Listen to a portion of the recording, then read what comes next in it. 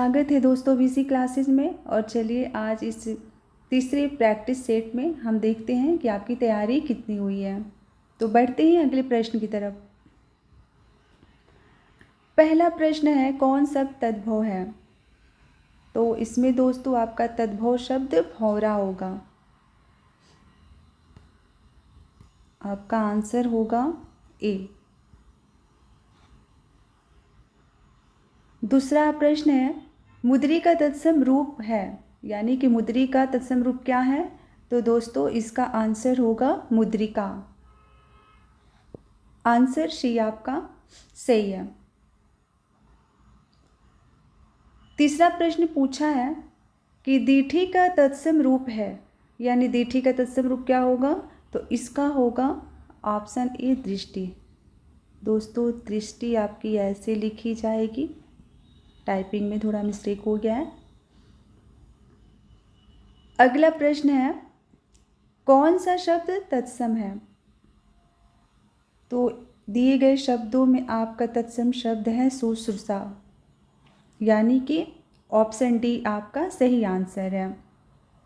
बाकी तीनों शब्द तद्भव हैं। अगला प्रश्न है, सिगार शब्द का तत्सम है। तो दोस्तों इसमें सिगार शब्द का तत्सम होगा श्रृंगार।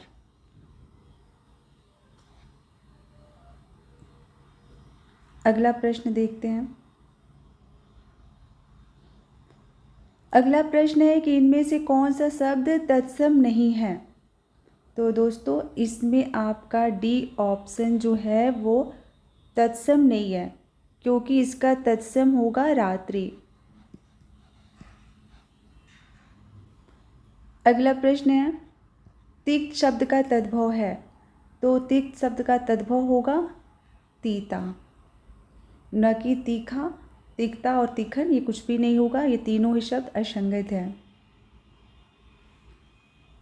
प्रश्न है, ससुर का तत्सम क्या होगा? तो ससुर का तत्सम होगा श्वशुर, यानी कि इसका ऑप्शन सी सही आंसर है। कौन सा शब्द तद्भव है? अगला प्रश्न है, इसमें तद्भव शब्द पूछा है। तो दोस्तों इसमें आपका तद्भव शब्द होगा आधा, क्योंकि इसका तत्सम शब्द होता है अर्ध। बाकी सब आपके तत्सम शब्द हैं। अगला प्रश्न है, चूर्ण का तत्सम शब्द है। तो चूर्ण का तत्सम शब्द होगा चूर्ण। चलते हैं अगले प्रश्न की तरफ। दिया है कि तत्सम तद्भव शब्दों का कौन सा युग्म जो है असंगत है। इसमें तत्सम और तद्भव शब्द दिए गए हैं जो कि मैच नहीं होते हैं। तो दोस्तों इसमें आपका होगा चक्र का चक्का है जो सही है। चैत्र का भी चैत होता है, ये भी सही है आपका। इसमें जो ऑप्शन ए है वो आपका सही नहीं है, क्योंकि पत्र और पर्ण ये दोनों ही क्या हैं? आपके तत्सम हैं। और इसमें क्या पूछा है कि तत्सम और तद्भव का कौन सा युग्म असंगत है, यानी कि कौन जो है वो तत्सम और तद्भव है। लेकिन यहाँ पर दोनों क्या दे दिया है? यहाँ पर इसने पत्र और पर्ण दोनों को ही तत्सम शब्द दे दिया है, जबकि होना ये चाहिए कि तद्भव और तत्सम होना चाहिए था। चलिए प्रश्न संख्या आगे का देखते हैं। आदर्शिका का तद्भव शब्द क्या है? तो आदर्शिका का तद्भव शब्द होगा आरसी, यानी ऑप्शन डी इसका सही आंसर है। अगला प्रश्न है कि निम्नलिखित में तत्सम शब्द है, यानी इसमें तत्सम शब्द कौन सा है? तो इसमें आपका तत्सम शब्द होगा काष्ठ। बाकी जो शब्द है ये तद्भव है। तो दूध का तत्सम होगा दुग्ध, इसका तत्सम हो जाएगा दुग्ध। हाथ का हो जाएगा हस्त, और आम का हो जाएगा आम्र। और जैसा कि मैंने बताया कि तत्सम पूछा है तो आपका काष्ठ हो जाएगा तत्सम शब्द। बाकी ये सब तद्भव है और इनका तत्सम हो जाएगा ये बाकी तीनों। अगला प्रश्न है, बच्चा शब्द का तत्सम रूप है। तो बच्चा शब्द का तत्सम रूप होगा वत्स।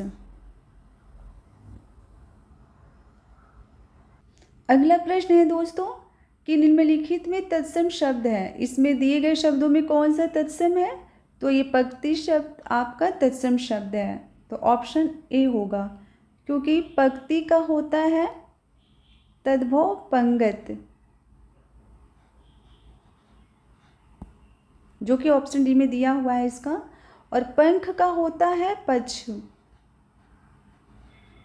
पंख का तत्सम होगा पच। 15 का होगा पंचादश।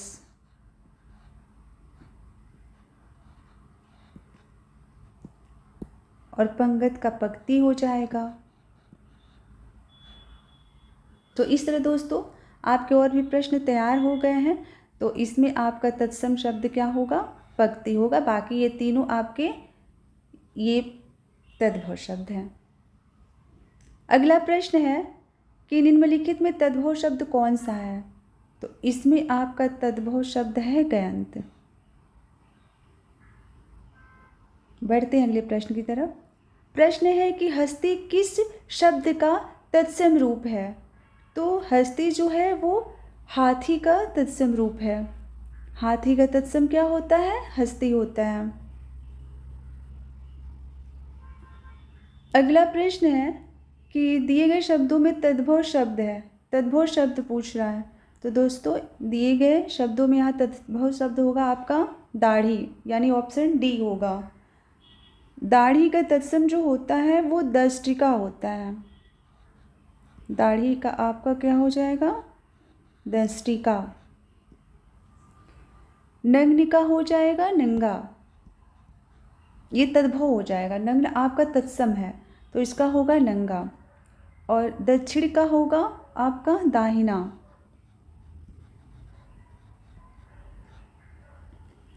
और द्राक्षा का हो जाएगा दाख।